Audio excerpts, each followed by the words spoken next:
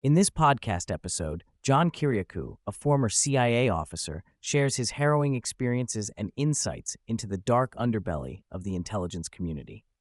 He discusses the CIA's secret torture programs, the infamous MKUltra project, the events surrounding 9/11, and the personal consequences he faced for speaking out against government wrongdoing. Kiriakou opens the discussion by addressing the potential for individuals to be coerced into committing acts they would not normally consider.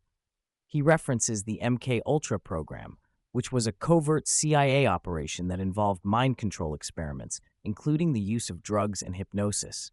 Kiriakou argues that the psychological manipulation techniques employed during MKUltra led to tragic outcomes, including individuals jumping from windows and committing suicide.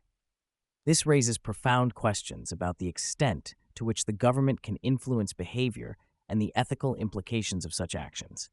He elaborates on the role of psychologists and psychiatrists within the CIA, emphasizing that these professionals were often utilized in operations to manipulate individuals. Kiriakou recounts a specific instance where a CIA officer was hypnotized for 2 hours, demonstrating the agency's willingness to experiment with psychological techniques to achieve its objectives. This discussion sets the stage for a broader examination of the moral and ethical boundaries that the intelligence community has crossed in pursuit of its goals. Kiriakou reflects on the transformation of the CIA following the events of September 11, 2001. He asserts that the agency shifted from being primarily an intelligence-gathering organization to a paramilitary entity focused on counterterrorism operations. This change, he argues, marked a departure from the CIA's original mission of recruiting spies and gathering intelligence to inform policymakers. Instead, the agency became more involved in direct action, including drone strikes and covert operations.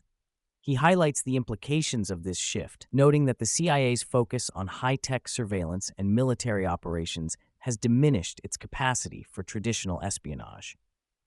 Kiriakou expresses concern that the agency's current trajectory prioritizes technological advancements over human intelligence, which could ultimately compromise national security.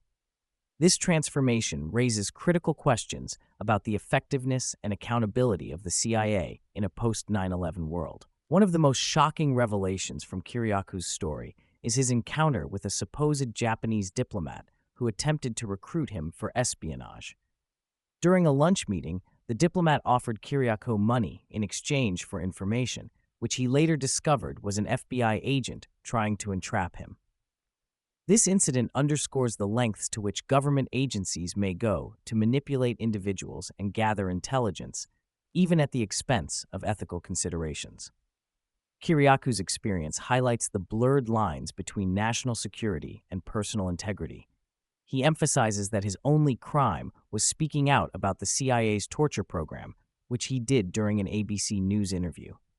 This incident serves as a stark reminder of the potential consequences faced by whistleblowers and the dangers of government overreach in the pursuit of information. Kiriakou's decision to speak out about the CIA's torture program ultimately led to his imprisonment. He recounts how, after revealing the existence of the program in an interview, he became a target of the government. Despite the fact that he was telling the truth, Kiriakou faced severe repercussions, including a lengthy investigation and eventual charges of espionage. He reflects on the irony of being punished for exposing wrongdoing, while those who perpetrated the torture faced no consequences.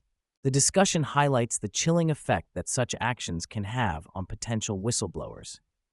Kiriakou's case serves as a cautionary tale about the risks associated with speaking out against government misconduct. He emphasizes the importance of protecting whistleblowers and ensuring that individuals who expose corruption are not subjected to retaliation. Kiriakou shares the emotional toll of his imprisonment, describing the experience as a nightmare.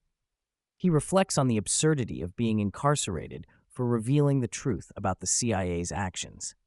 Kiriakou notes that while he was sentenced to 23 months in prison, not a single person involved in the torture program faced any legal repercussions.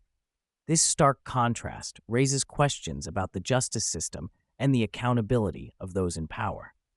He also discusses the broader implications of his case, suggesting that it reflects a systemic issue within the intelligence community. Kiriakou argues that the government has created an environment where truth-telling is punished, while those who engage in unethical behavior are shielded from accountability.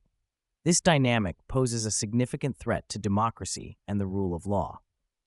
Kiriakou provides a detailed account of the CIA's involvement in torture, emphasizing that the agency's actions were not only illegal, but also ineffective.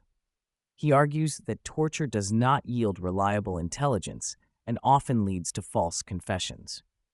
Kiriakou's first-hand experience with the agency's torture program allows him to speak with authority on the subject, and he expresses deep concern about the moral implications of such practices. He highlights the psychological impact of torture on both the victims and the perpetrators, noting that it can lead to long-lasting trauma and moral injury. Kiriakou's insights challenge the prevailing narrative that torture is a necessary tool in the fight against terrorism, urging listeners to reconsider the ethical ramifications of such actions. Kiriakou reflects on the aftermath of 9/11 and the subsequent changes in U.S. foreign policy. He argues that the events of that day were used as a pretext for launching wars in Afghanistan and Iraq, which have had devastating consequences for countless individuals. Kiriakou emphasizes that the government's response to 9/11 was driven by fear and a desire for retribution, rather than a thoughtful consideration of the long-term implications.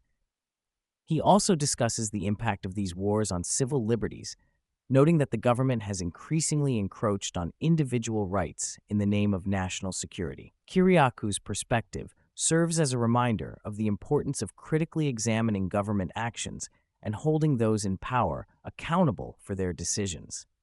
Kiriakou delves into the psychological manipulation of presidents by the intelligence community. He argues that the CIA has a vested interest in maintaining control over the narrative presented to the president, particularly when it comes to matters of national security. Kiriakou suggests that new presidents, often lacking experience in intelligence and foreign policy, are easily swayed by the information presented to them by the CIA. He describes how the agency uses high-tech tools and psychological profiling to influence presidential decision-making. This dynamic raises concerns about the extent to which the intelligence community can shape U.S. foreign policy and the potential consequences of such manipulation. Kiriakou discusses the relationship between the CIA and Congress, highlighting the challenges of oversight in the intelligence community. He argues that many members of Congress are more likely to act as cheerleaders for the CIA rather than holding the agency accountable for its actions. This dynamic undermines the system of checks and balances that is essential for a functioning democracy. He emphasizes the need for greater transparency and accountability within the intelligence community, urging Congress to take its oversight responsibilities seriously. Kiriakou's insights underscore the importance of an informed and engaged citizenry in holding government agencies accountable for their actions. Kiriakou concludes the podcast by reflecting on the future of whistleblowing in the United States. He expresses hope that the tide will turn in favor of those who speak out against government wrongdoing.